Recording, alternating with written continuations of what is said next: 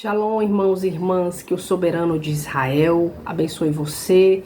Em nome de Yeshua HaMashiach, Jesus o Messias, obrigado pela sua inscrição.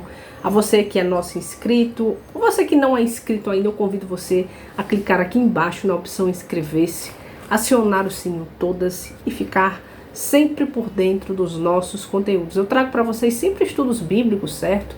Estamos aqui, pessoal, para sermos servos, para ser sal e luz na vida das pessoas.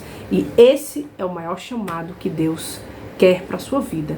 Que você sirva ao próximo. Pessoal, no vídeo de hoje eu quero falar com vocês sobre a questão de marcar o corpo, certo? O que a Bíblia fala sobre a questão de marcar o corpo, ou seja, a questão da tatuagem. É errado tatuar o corpo? Não é errado. Raquel, você se tatuaria?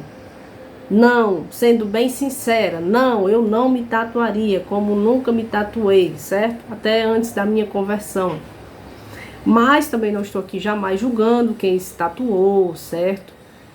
Cada um cuida da sua vida, né? Cuida da sua salvação também.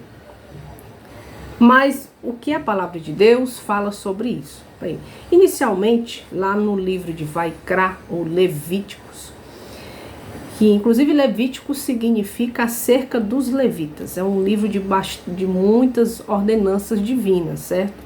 Então, lá no capítulo 19 de Levítico, versículo 28, assim diz a palavra do Senhor: não arranquem pedaços da sua carne quando alguém morrer, nem se tatuem.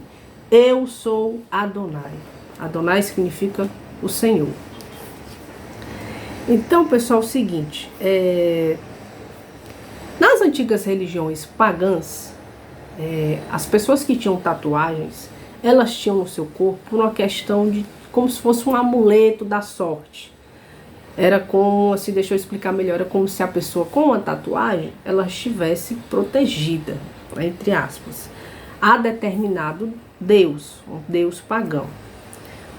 Então, ou também, algumas tatuagens eram oferecidas a Baal, certo? Baal é um deus pagão também que aparece na Bíblia em diversas passagens. Vocês podem ver também em 1 Reis, capítulo 28, versículo 28.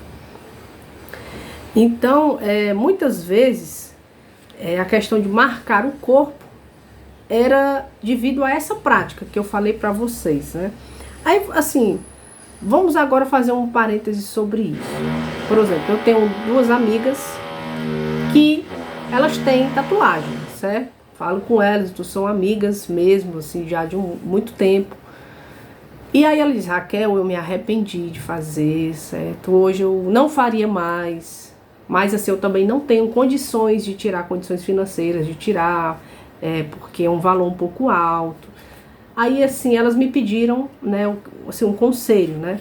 E eu disse: olha, é o seguinte, se você se tatuou, mas de forma genuína, você confessar para Deus que você se arrepende, que você não faria mais, né? Deus é bondoso e misericordioso em nos perdoar. Nosso Deus é fogo consumidor, ou seja, Ele é justiça, mas Ele também é misericordioso, né? Muito mesmo.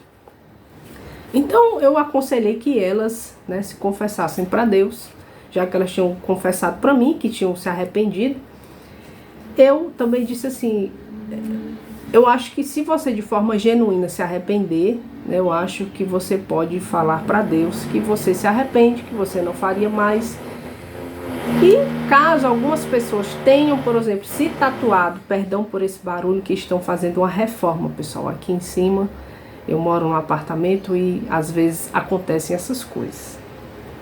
Então, assim, tem pessoas, né, também que se tatuam e não sabem o que a palavra de Deus diz.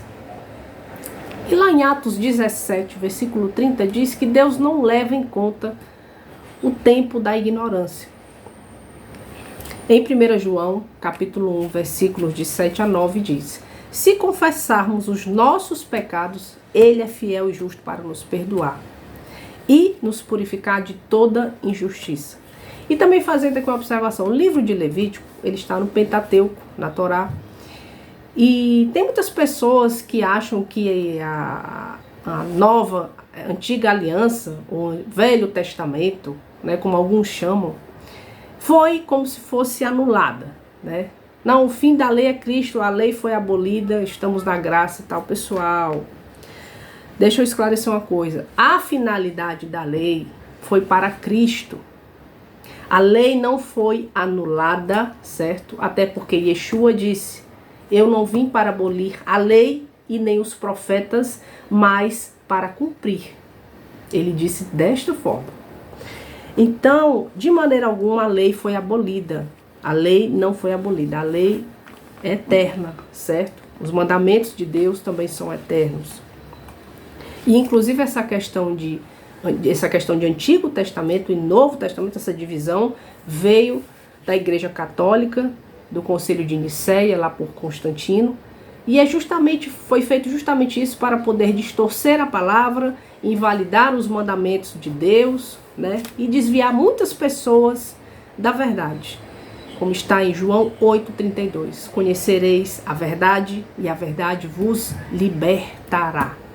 Mas você precisa realmente buscar a verdade de todo o seu coração, de todo o teu entendimento. Bendito é o nome daquele cujo reino glorioso é eterno. Até a próxima. Um forte abraço a você. Espero que esse vídeo tenha esclarecido, né, alguma coisa para você, à luz da palavra de Deus.